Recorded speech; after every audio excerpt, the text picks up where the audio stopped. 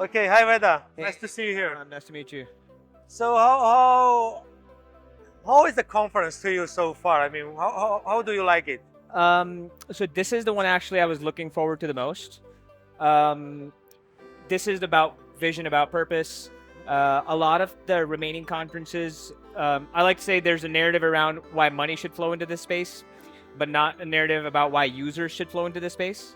And I think I was looking forward to this one to kind of get that perspective and to meet people surrounding that.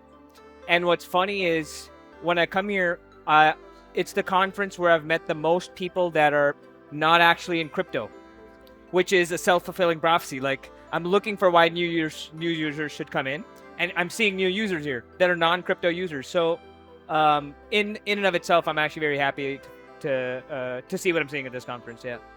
Awesome.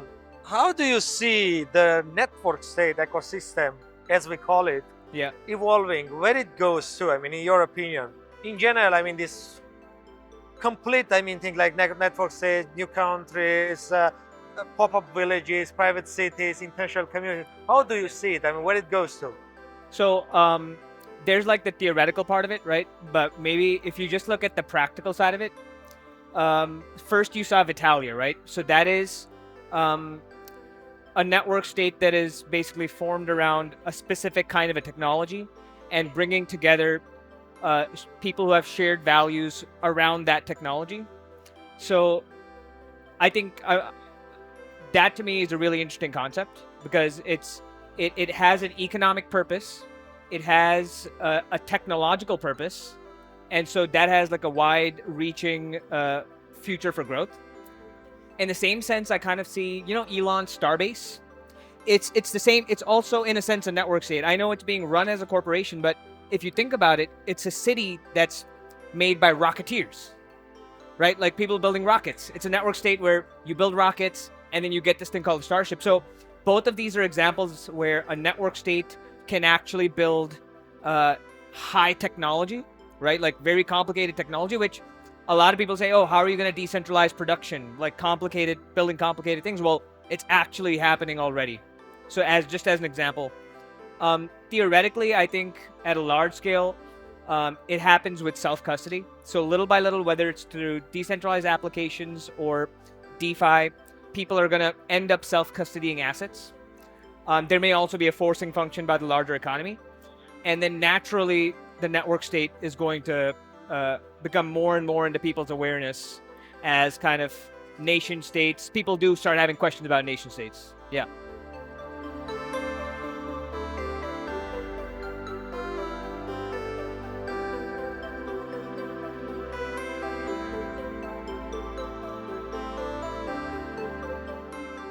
Very interesting intervention, Veda. What is your personal involvement in all this space? I mean, Yeah. please tell us about, I mean, your projects and your daily, I mean, commitment to Yes. this ecosystem. Yes. So I personally, I want to live in the network state world. So on all aspects of what I do, I'm kind of one way or another part of this larger movement. So I have a wallet company. So we are building self-custody solutions for individuals and enterprises. So our company, Ronin Wallets, we build hardware wallets and mobile wallets to make it secure and convenient for people to self-custody crypto, assets, contracts, and whatnot. And then we also have an account abstraction solution for enterprises, so we can make dApps, essentially seedless, feeless, for Bitcoin, Ethereum, Layer 2s, etc. So essentially increasing the adoption of self-custody.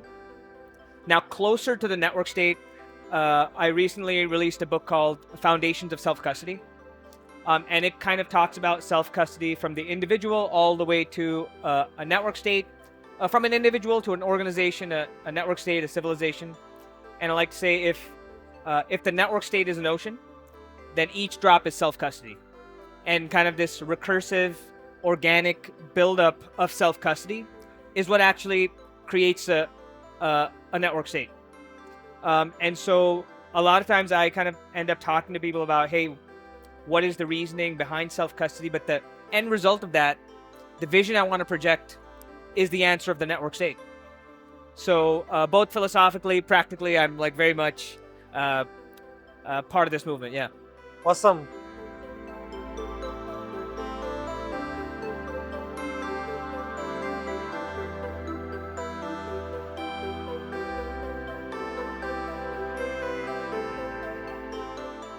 And considering also where you come from ethnically, and you mentioned civilization, the word civilization, how do you think about this civilizational transition that we are living in currently, and its connection to this network state ecosystem evolving?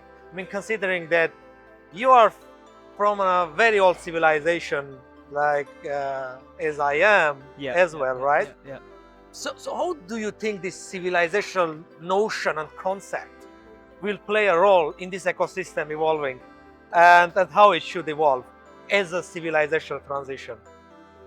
It's a very difficult question, but I don't have an answer to it as well. Yeah, I mean, I can only provide a perspective, but let's take the hardest example, as an example. So if you look at the China and the CCP, right? A lot of the general consensus looks at China as this massive nation state. But if you, even in Balaji's book, if you look at it, the organization CCP running that network state, it is actually a very well executing network of individuals that is highly spread out throughout the entirety of the nation of China. So in a sense, even that is an implementation of a network state. But that's kind of been a build-up before the internet. Now with the internet, we are going to see essentially that kind of a model, but with internet properties. So like Balaji says, information is going to flow faster. With blockchain, money is going to flow faster. With new forms of transportation, people are flowing faster. So the key problem that I see is how an organizational model of how to do this, right? Because a nation state, you require to custody territory, you require to custody identity, you want to custody the means of communication, you want to custody the means of production, and then now with like ChatGPT, you want to actually custody intelligence as well, right? So I talk about this in the book, but each of these factors has certain technologies and organizational principles that kind of allow a network state to custody each of these things, right? So territory, you're going to have eventually autonomous systems, NFT enforced property. With the means of production, you're seeing what's happening with Telegram, right? So more and more network states are going to have to figure out, how do we custody our means of communication? Because we want that communication to be unfiltered. How do we do that? Identity, I think, is more native to the blockchain space. People are figuring that out. Means of production, you're seeing Vitalia, you're seeing Starbase. And then with the collective intelligence, I think people are working on decentralized AI. But the end vision of that is essentially like countries like China, India, they're going to have their own models running for... there'll be models that are across the world, but there'll also be models dedicated to countries. I mean, China's already doing this. Network states will also do this. Yeah. So once you start having that kind of a model, you'll actually see organically network states kind of come in, and we're seeing each of those things kind of happen in various ways.